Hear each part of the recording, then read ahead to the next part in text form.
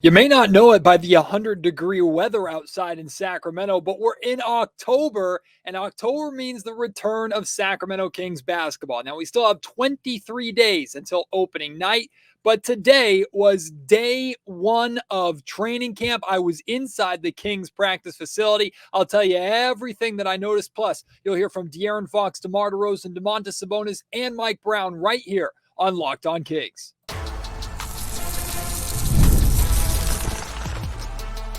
You are Locked On Kings, your daily Sacramento Kings podcast, part of the Locked On Podcast Network, your team every day.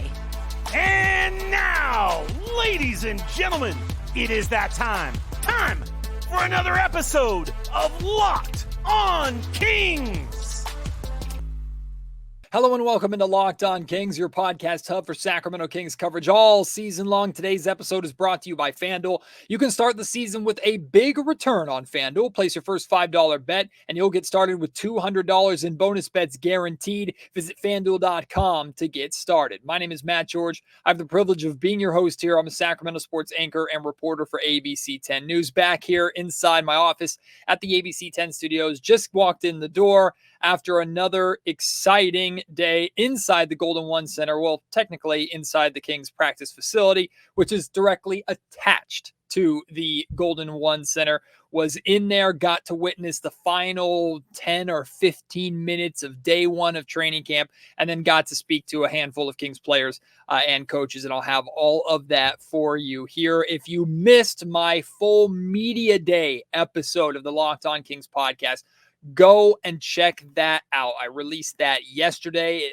You'll hear from a boatload of Kings players, head coach Mike Brown, and general manager Monte McNair in that episode. So go and check that out. It'll get you excited and fired up for the season. And hopefully this podcast will too, diving in to this first day of training camp. And immediately, right? So the media enters and we sit in like this waiting area, which is attached to the practice facility. And we walk down this long hallway before we get to one of the side door entrances that actually lets us into the facility itself. After we enter that door, it's just basketball courts, right? So you're just smack dab in the middle of the gym. And as we're walking down that tunnel, right, all we can hear is clapping, talking, volume, the sound of legs or like feet pumping on the floor. You could hear the energy from inside of the practice facility, from the court, from that tunnel as we were walking down. And we walk in, right, and the first thing we see, we come out, and it's full court, fast break layup drills, right? Pace was an emphasis of Kings general manager Monte McNair's his press conference yesterday. He shared with us, look, we need to get back to being top 5 in pace. That's an area where the Sacramento Kings came down last season. The Kings were around the middle of the pack in pace, or I think they're actually just barely top 10 in pace last season. He believes that they need to get back to a high pace. Now, that doesn't mean that the Kings play with high pace on both sides of the ball. In fact, Monty emphasized offensive pace. The Kings want to get out and run in transition. They want to play fast. They want to play aggressive and play with good pace on the offensive side of the ball. Defensively, they actually want to slow things down. But offensive pace is the focus. And in offensive pace, the Sacramento Kings want to be a top 5 team this upcoming season. So the first glimpse of training camp we get is Mike Brown and the coaching staff making all these guys run, right? Run. And this was just a transition layup drill where you start on one baseline, you get the rebound, you full court sprint, lay up on the other end, turn around and come back essentially. So these guys were moving. These guys were working. Today was a conditioning days in a lot of ways. And typically the first couple of days of training camp are that way, right? It's getting your feet back underneath you. These guys have their off-season work that they put in, off-season workouts, and they stay in shape, but there's a whole different level of training camp shape and NBA shape, right, which they're trying to get into, and that pace stood out right away. One of the guys participating in that drill, which is a really cool, which is good news, was Kevin Huerter.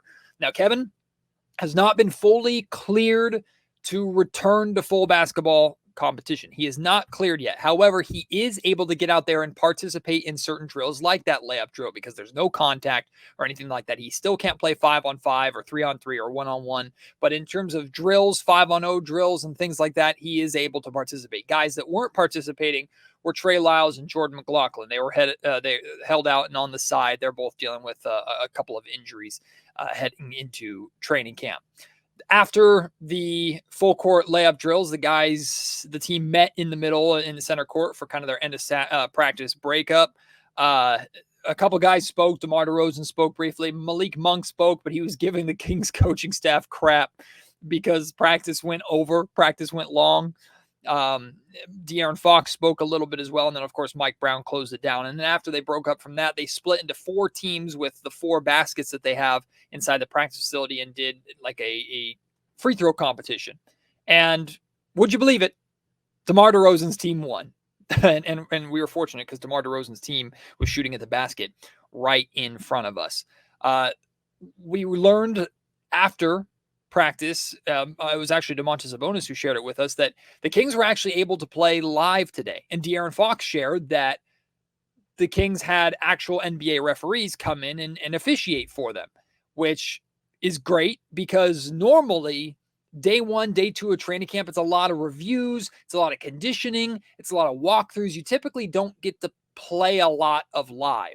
And the fact that the Kings were able to play live today suggests one of 2 things. One, either they're ahead of schedule, right? Maybe Mike Brown came in and this team, because the vast majority of it is the same group, they were able to kind of pick up where they left off. The review didn't take very long, and the new guys were able to pick things up quickly. That's number one. Or number 2 is playing live and going through these reps and getting this offense ironed out and incorporating these new guys into what the Sacramento Kings do while facing a defense. That's an emphasis of Mike Brown's. So either way, playing live this early is a good thing for the Sacramento Kings. De'Aaron shared with us a funny note. Now, this is all separate from stuff that you're going to hear in just a little bit from these players. De'Aaron shared with us that he actually, in the Kings locker room, he took over Harrison Barnes' old locker, which was, I think, only one next to him. He and HB were locker neighbors for years, essentially.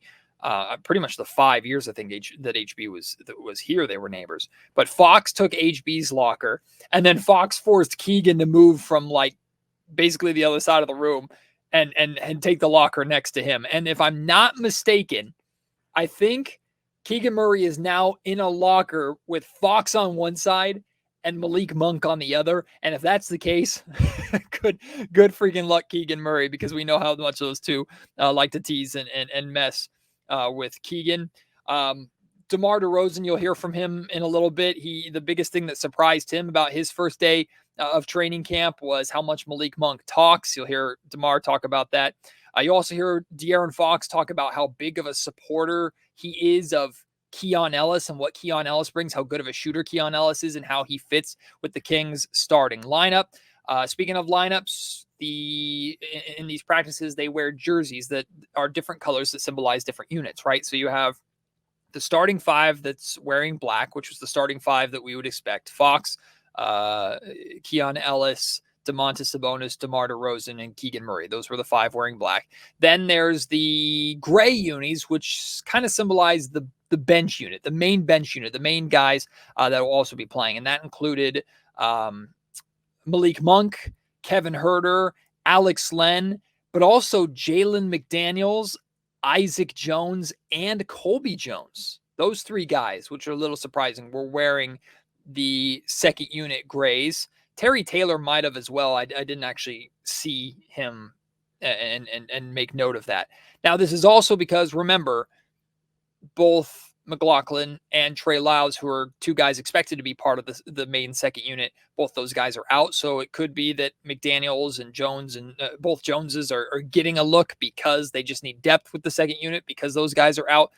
We don't know. We also learned too, finally, last note that I have for you, DeMar DeRozan spoke to the team on mental health before practice started, and actually every single player and every single coach and everybody got a copy of DeMar DeRozan's book, which is pretty cool. So you're already seeing kind of that leadership from DeMar stand out. Speaking of DeMar DeRozan, You're going to hear from him in just a second. You're going to hear from De'Aaron Fox. You're going to hear from Mike Brown. But really quickly, because I have the time here at the end of this segment, why don't I play for you a sound clip? It's the only sound bite you're going to hear from Domantas Sabonis today. But I talked about the emphasis of pace. Domas talks about that pace, and I even snuck in a question in there about him continuing to be the guy to bring the ball up the court as a center, because he does that from time to time. If with the Kings playing with pace and emphasizing pace, if he's still able to do that. Yeah, of course, Coach mentioned that he wants to bring our pace back to year one.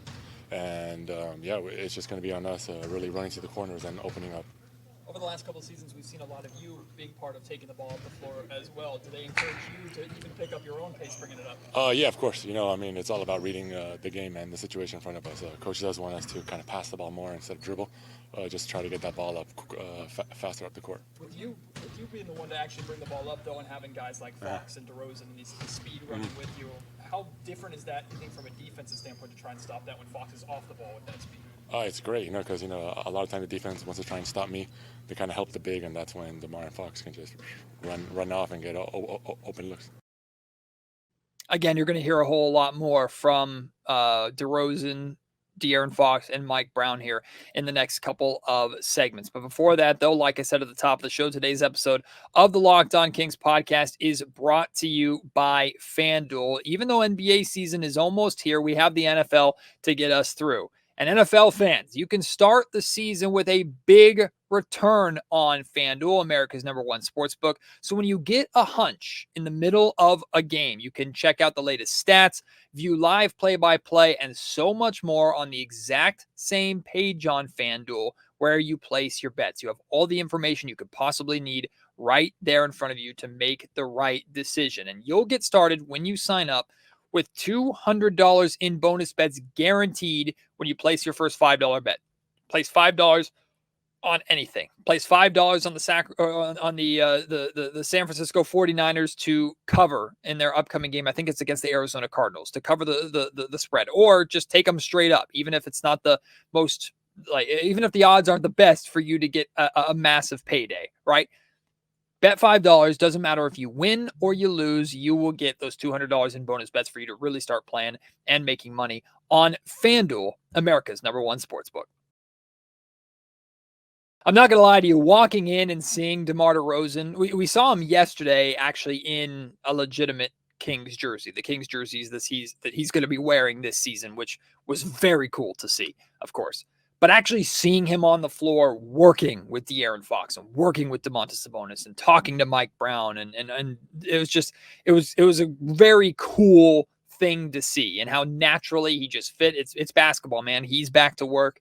So to get to see DeMar working with the Sacramento Kings for the first time was really, really cool. And then we got the opportunity once again to speak to DeMar after the training camp was over. And one of the things DeMar talked about was just the word he uses is killers, the amount of killers that this Kings roster has and how dynamic this offense is. I mean, it's just the countless different dynamic of like killers you got out there.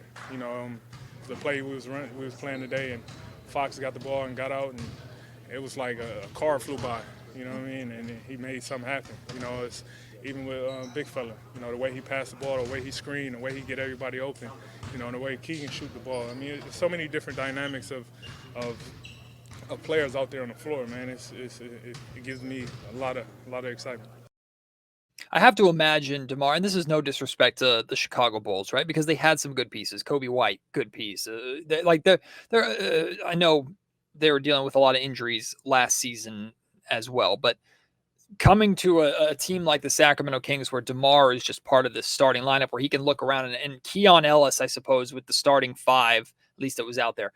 Keon Ellis is the weakest link offensively, and yet that weakest link is still around 40% three-point shooter who is an absolute lockdown pest on the defensive end of the ball. But DeMar can look around and play with Fox and play with Sabonis and play with Keegan, and even when Monk's in the game, playing with Monk, and just seeing how good and how versatile this offense can be, for him to voice those things that we've been thinking about, right? Just imagining how is a defense going to stop the Kings when they have all these weapons. For him to voice kind of that same takeaway from his first day on the court with these guys it reaffirmed a lot of the excitement that we have about this starting lineup. And DeRozan also talked about one of the things that stood out to him in his first day with this group, considering so much of this group is returning players from the past couple of seasons, just how close this group is. Man, I know I'm the new guy here pretty much, but the togetherness already, you just see everybody one already. I'm trying to just come in and heighten that even more. So that was definitely a surprise, just how comfortable, how together everybody is. And even when we started going over offensive and defensive things, it was like everybody, was on a string already together. And another thing we learned today, DeMar DeRozan, he loves Malik Monk. I love Malik. Oh my God, he's a big trash talker. I love that. He don't stop talking. I love that. He doubled down. He doubled down on your prediction yesterday for Western Conference Finals. So, he did. He better have. Good. I know it's been only one practice, but do you feel like this team has what it takes to get there? Yeah, for sure, man. Like we gonna work our ass off. We showed it today. I mean, it's just day one. It's just a special group right here. And like I said yesterday, I want to put everything I got in me into this team and lay it all out there on the line. Was they surprising at all today? Nah, nothing really surprised me other than, just how much Malik talk trash, in a good way, complaining in a good way. I like that. I always had the honor to have a teammate like Malik, so it's cool to still keep that tradition going. It keeps your juices going. I love it. If you ever have the opportunity to sit close to the court at a Sacramento Kings game, just keep your ears perked for Malik.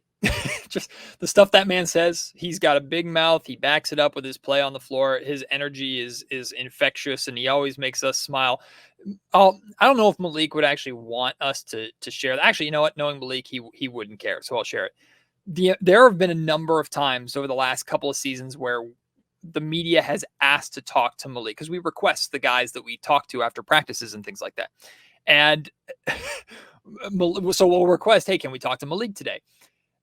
Malik, for as good of a talker and outgoing of a guy as he is, he's not the biggest fan of talking to the media, which is totally fine. So when he's with us, he's an absolute professional. He's totally cool. And we have a lot of fun with him. And I don't think there's anybody in the Kings media that does not enjoy Malik Monk, truth be told. But there's a number of times where we'll request Malik and the Kings media department will go over to Malik and go, hey, Malik, they want to talk to you. Can I talk to you today? And Malik goes, hell no. And then flips us the bird as he walks out. That's just one of the ways that Malik loves to greet us. That I very much enjoy interacting with that man and to hear DeRozan talk about how much Malik talks. And every time you bring up Malik, just the smile that comes on everybody's faces because they just know how much of a unbelievable personality that Malik Monk is. So it's fun to hear. I also don't know if you caught it there too, but in the middle of that bite, DeRozan was talking about how this team has the potential to, like he predicted, make it to the Western Conference Finals. And my favorite part of that little sentence that he said was he said to me, I just want to give my all to this team, right? I'm just ready to give my all to this team, right? Like I believe 100% that DeMar looks at this opportunity in Sacramento as his best chance to win. And he feels that he can give himself fully to this team and be what this team needs to really make that leap and really put themselves back in prominence. He firmly believes that, and he's going to give his all to that. And the fact that he doesn't just speak it, he lives it, right? He lets his play do the talking. He's let his career talk for him to where he gives himself completely to this game and to his teams and will always work and put his head down, and there's no ego or anything about that. To hear him say those kind of things, it's no surprise that the Kings are turning to him for a lot of leadership. All right, you're still going to hear from De'Aaron Fox and Mike Brown. I have that coming up for you here in just a second.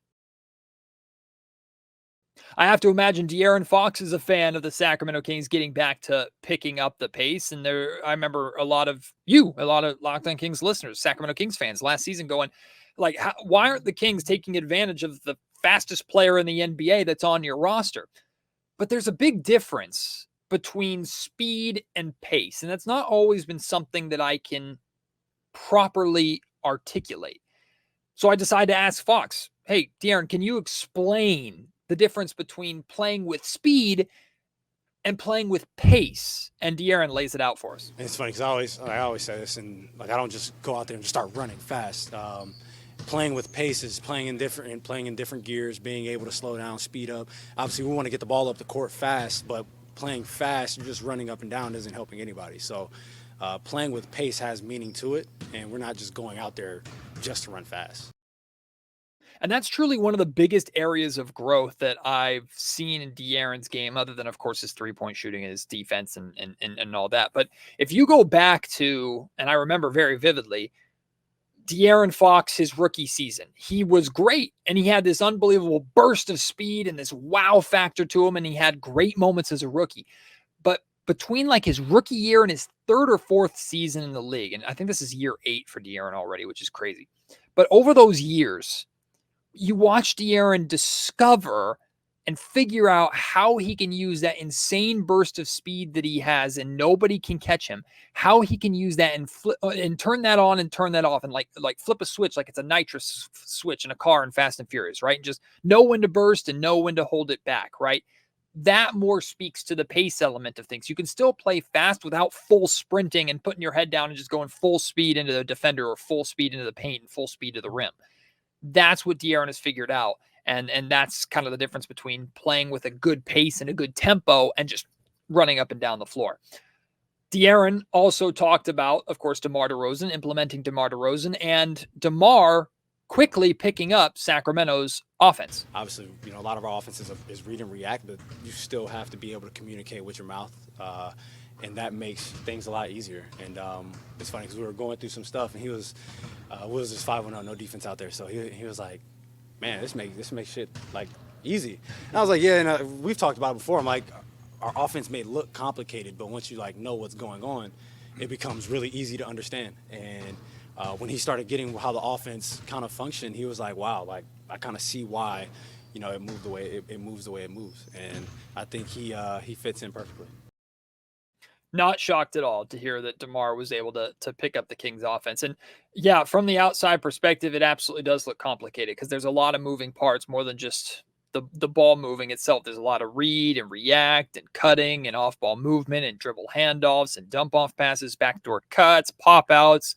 Like there's all sorts of different elements to Sacramento's offense. And while it might look kind of hectic and everybody kind of moving by themselves, there is a system to it, right? And for DeMar to be picking up that system, like Fox said there, I guess once you start to understand it, it becomes easy how we work and play off of one another. And then the line that he said there right at the very end, right? Like DeMar's he's a perfect fit. He's going to fit just fine, right?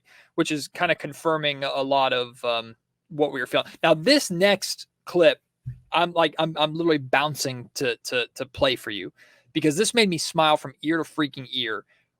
When De'Aaron Fox started telling us about the easy shots he already is noticing he's getting just from playing with DeMar. He commands so much attention, especially when he has the ball.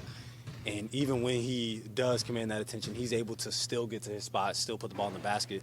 And then when 3-4 guys collapse, you get a lot of open shots. Like, I'm just standing there, and I'm like, usually guys don't – I mean, practice is also a little different. Like, you don't go into practice getting denied how you would in games at times. But just the way that he's able to create for Domas, create for Keegan, create for myself, it makes the game a whole lot easier for everybody. This is what I've been telling you. De'Aaron Fox is going to get more open looks and better shots than he's ever gotten before just by playing with DeMar and the amount of attention that DeMar draws. And it goes both ways because De'Aaron is also at times going to draw more attention away from DeMar than DeMar's ever had drawn away from him before, right? It's going to be unbelievably fun to watch Fox get way more open looks. And imagine the amount, if Fox is getting more open looks, imagine the looks that Keegan Murray and Kevin Huerter and Malik Monk and Keon Ellis are going to get on the perimeter. This is what I've been telling you. He draws such a crowd and draws so much defensive attention that somebody is going to be open. And that somebody is probably going to be a guy that a defense should never, ever consider leaving open. Now, the Kings obviously have to knock down those shots and take advantage of that openness. But it'll be fun to look at the numbers a quarter into the season and see where the Sacramento Kings fall in terms of the amount of wide open looks that they get and compare that to even last season. I have a feeling it's going to be pretty different. Finally, speaking of Keon Ellis, De'Aaron Fox shared, he just spoke about Keon for almost a minute and just glowing review of Keon and talked about Keon's shooting ability and how people underrate it. I mean, one, he shoots the ball extremely well. That's one thing that I feel like people don't give him credit for. I mean, he's a 40% three-point shooter shooting like 4 a game. Like, that's obviously, when you're shooting 7, 8, you're an elite shooter, but his percentage is elite. And I mean, what he brings defensively, he's able to pressure the ball. He's able to get deflections if he's not on the ball. He communicates really well. He has great instincts defensively. Like, you don't teach to go under on shooters, but there are times where you have to go under, and he's able to just slide or roll off of a screen and still contest shots, get blocks, get steals. Those are things that you can try to teach someone, but they just might not have the footwork to do those things. And he just came out here, and even his first year, you can see that he just knows how to play defense, and he creates that spark for us, especially in the starting lineup right now. All signs, I know it's still early and a lot can change. All signs point to Keon Ellis is just the starting 2 guard for this Kings team. Even when Kevin Huerter comes back, Kevin Huerter's got some catching up to do, and he's not going to be available right away for at least the preseason games, it sounds like. And then Malik Monk, as capable as Malik Monk is as the 6th man, Keon, we know how Mike feels about Malik. In fact, here is Mike talking about Malik and being a 6th man. So is it safe to say that Malik is going to be staying in that 6th man spot on D1? He is there right now.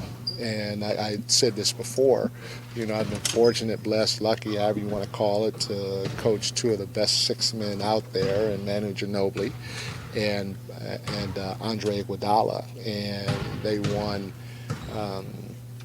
8 championships between the 2 of them. 7 of them were won as 6th men. And, being around 2 Hall of Fame coaches and Steve Kerr and Greg Popovich to be able to have the luxury of having that pop come off the bench is something that every team dreams of. And we're fortunate to be able to have that luxury. And at the end of the day, a lot of times,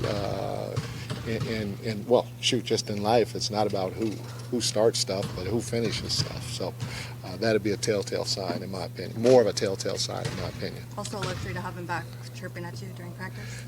100%. It's probably the one thing that I did miss is him making sure that I'm on my P's and Q's. We all got to be held accountable, and he definitely will hold me accountable, for sure.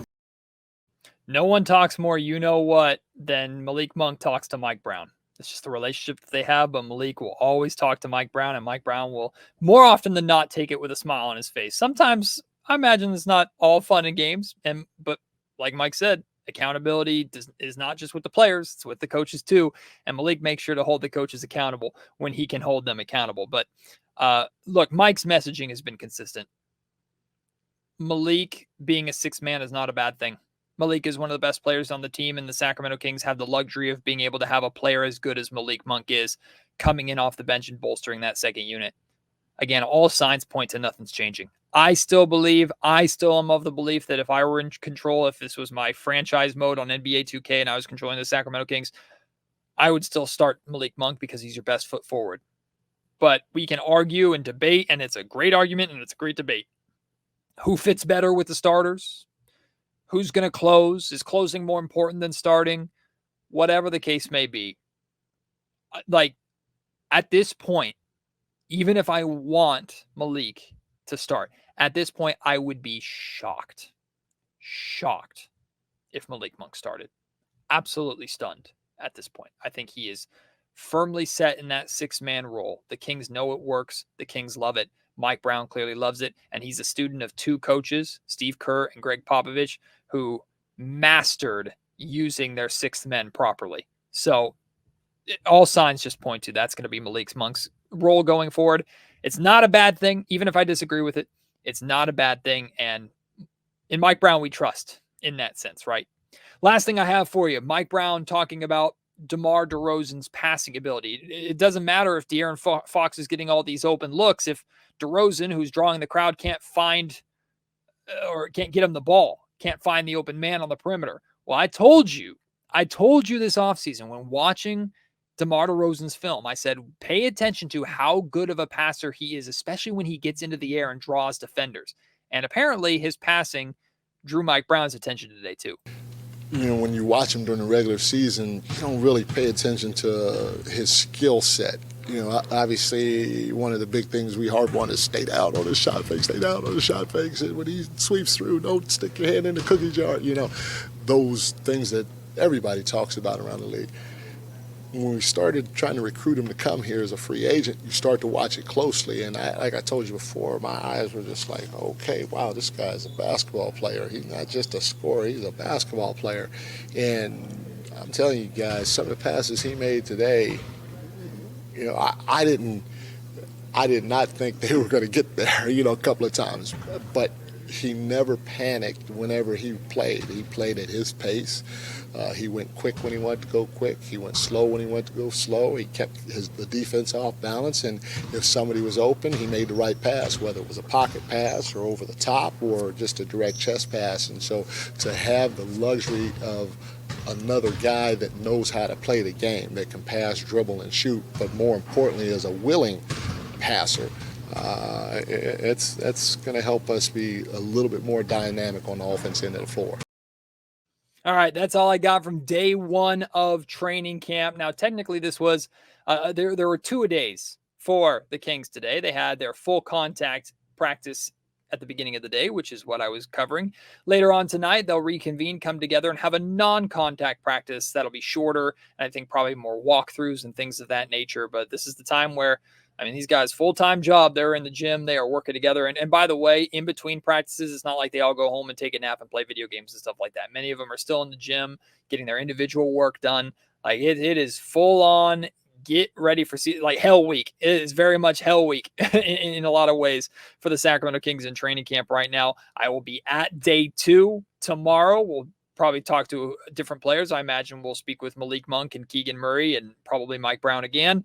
So I'll let you know everything I notice and what we see from day 2. Domantas Sabonis told us he expects each day to be different. It's not just going to be the same things over and over and over again. So hopefully we get a glimpse of something new and a glimpse of something different when we pop into training camp tomorrow. Whatever we have, I will have it for you right here on the Locked On Kings podcast. Appreciate your support. Can't wait to have you join me on tomorrow's episode. Until then, my name is Matt George. You've been listening to the Locked On Kings podcast, part of the Locked On Podcast Network.